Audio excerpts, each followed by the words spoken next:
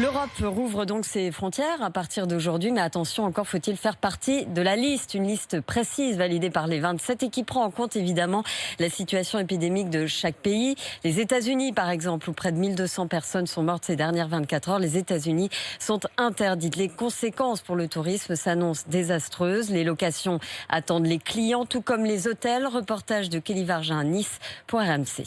Le soleil est présent, mais les touristes peu nombreux. Les appartements et villas se louent difficilement pour le mois de juillet, affirme Lucienne Julien, agent immobilier à Nice. Pour l'instant, le mois de juillet est réellement timidement abordé par la clientèle française, qui de toute façon ne vient jamais avant des périodes du 18 juillet. Et cette année, on les a à partir du 25 juillet. Difficile aussi de prévoir l'arrivée des 65% de touristes étrangers qui viennent habituellement. L'aéroport de Nice fonctionne toujours au ralenti, comme le constate Rudy Salle de l'Office de tourisme métropolitain Nice-Côte d'Azur. On est quand même dans un service à minima. L'aéroport de Nice, c'est 30 vols par jour aujourd'hui.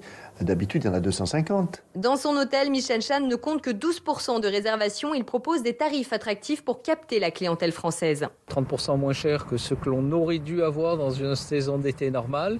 Et puis on a des promotions, Cannes l'a initié, mais beaucoup d'hôtels à Nice le font aussi, du 3 égale 4, c'est-à-dire que vous payez 3 nuits, mais vous restez 4 nuits. C'est aussi pour inciter nos clients à rester plus longtemps sur la Côte d'Azur. Michel Chan possède 2 hôtels. Seul le Splendid Hotel ouvrira en juillet. Il espère récupérer les clients de son autre hôtel à moindre frais.